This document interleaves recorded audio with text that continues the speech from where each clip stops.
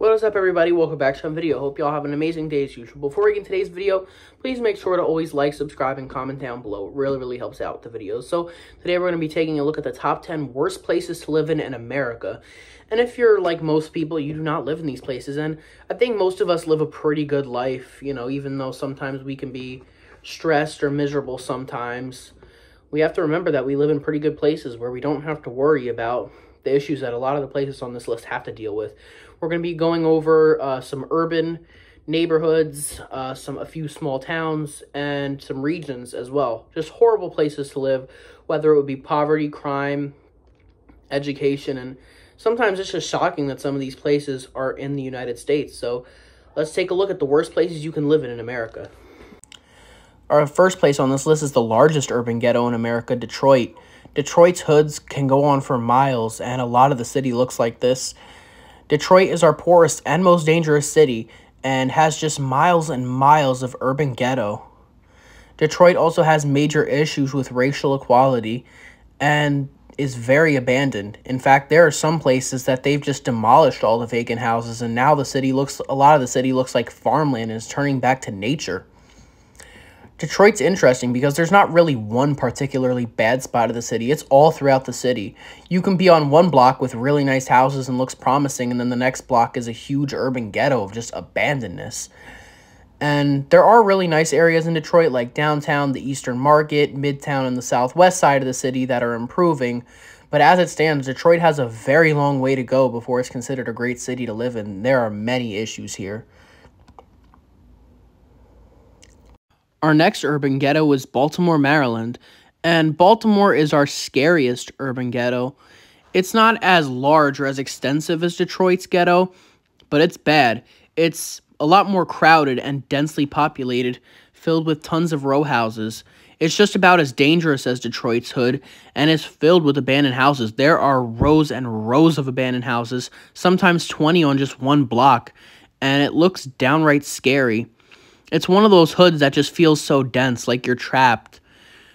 And it's just horrible looking. It shares a lot of the similar problems that Detroit's ghetto has, but like I said, it's not as big. Our third urban ghetto is Philadelphia, which is our most rundown ghetto, and particularly North Philly.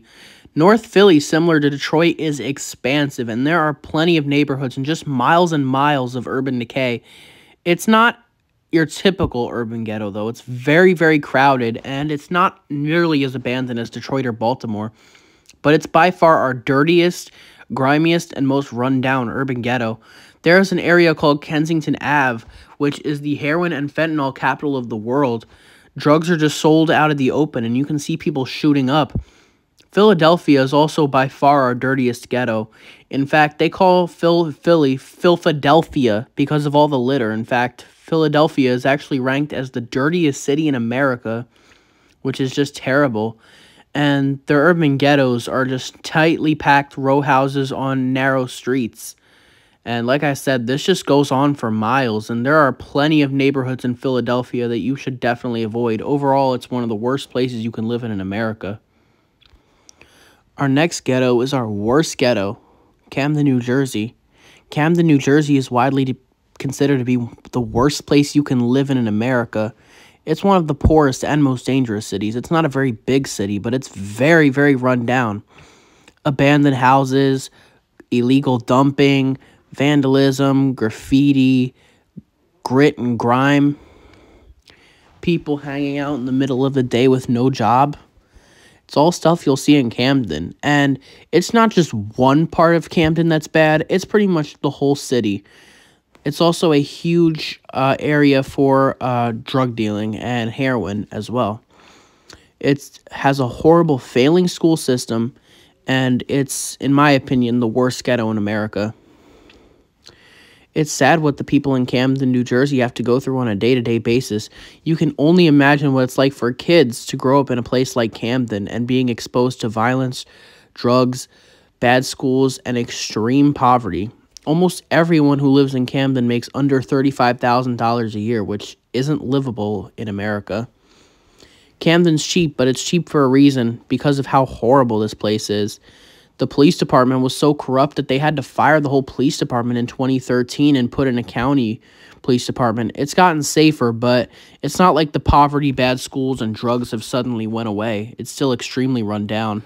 Our last urban ghetto was our most shocking and eye-opening urban ghetto, which is Skid Row in Los Angeles. And Skid Row is definitely our smallest ghetto. It's only a couple blocks in downtown LA and a couple streets, but it is definitely the most shocking. It's a giant tent city where hundreds and hundreds of homeless people camp out. It's a terrible place that is dirty, filthy, and filled with mentally ill. A lot of the people that are here have addiction and are struggling from meth or fentanyl. It's not uncommon to see people just passed out in the middle of the day. And there are hundreds of tents scattered all throughout. You can also imagine that there's lots of diseases like AIDS and stuff like that. The fact that the city has just pretty much neglected it, and that homelessness has become such a major issue in California. The level of homelessness in our country is actually mind-boggling, and it's horrible that a place like Skid Row can even exist in America. It's filthy, it's disgusting, and it's ugly. It's horrible that people have to live like this, and it sucks that the city is not doing a lot to address it, like helping these people, but they pretty much let it get out of control. I mean, I don't think there's any saving Skid Row at this point.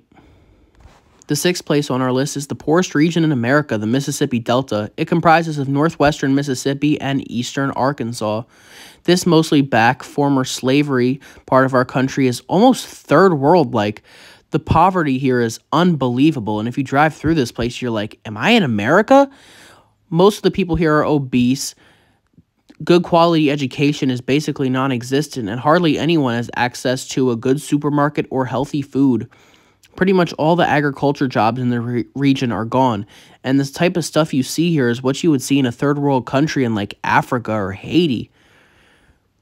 There's hardly any jobs here, and why anyone stays here is kind of unknown.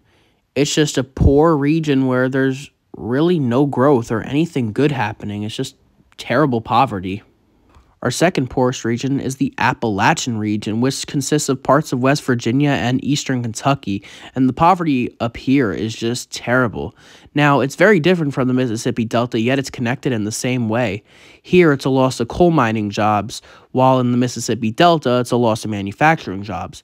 In the Mississippi Delta, it's flat, while in the Appalachian region, it's very hilly and mountainous, and while the Mississippi Delta is mostly black, the Appalachian region is mostly white. But the poverty in both of these places is insane. The amount of drug overdoses in West Virginia and the Appalachian region is insanely high. Almost everyone in this region has been on drugs at some point, and the amount of overdoses in West Virginia is by far the highest in the country. In fact, West Virginia is the only state in America that has a higher death rate than birth rate. No one in the state's having kids, and a lot of people are dying off. A lot of these poor former coal mining towns may not even exist in a couple decades. I mean, they're falling apart, and pharmaceutical companies are being sued for the drug overdoses in West Virginia.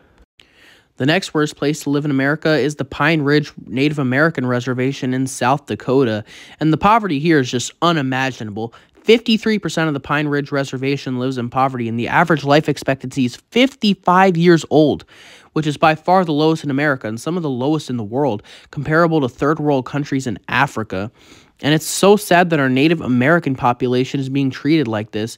What's common you'll see on the reservation is a boarded up trailer or a burnt out house, but you'll see a gas line or a car in the driveway, and you'll wonder, how do people live like this? Also, a lot of people have had to leave their houses because they made meth in them, and then they become uninhabitable.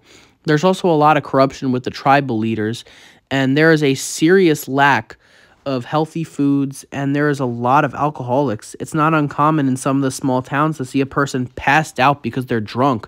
A lot of people drink to cope with the problems here. The life on these reservations is just unimaginable, and what's really terrible is this is how our Native American population is being treated. It's just unbelievable.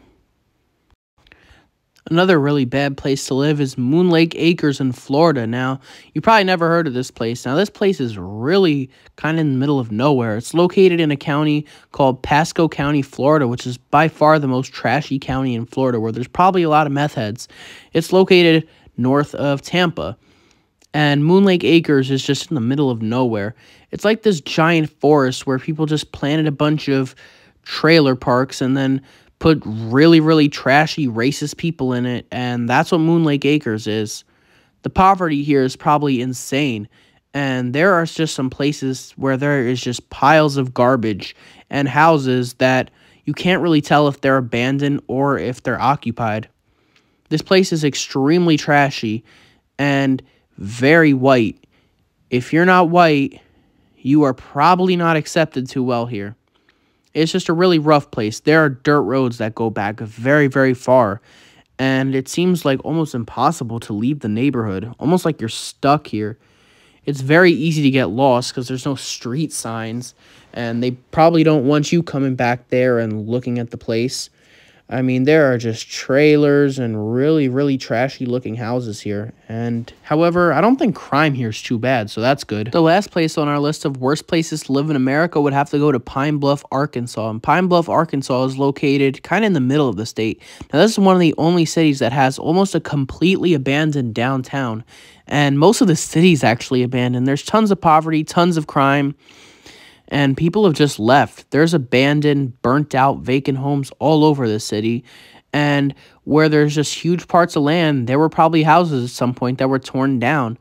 I don't really know the story of the city or why it's so bad, but it just kind of is the way it is.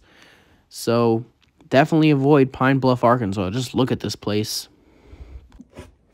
Now that's going to be it for a list of the worst places you can live in America. And some of these places are really bad. And there's probably several places that I left out, but these are definitely the worst places you can live in America. If you know any other ones, just put them down in the list. And that's going to be for today's video. Make sure to like, subscribe, and God bless all you guys.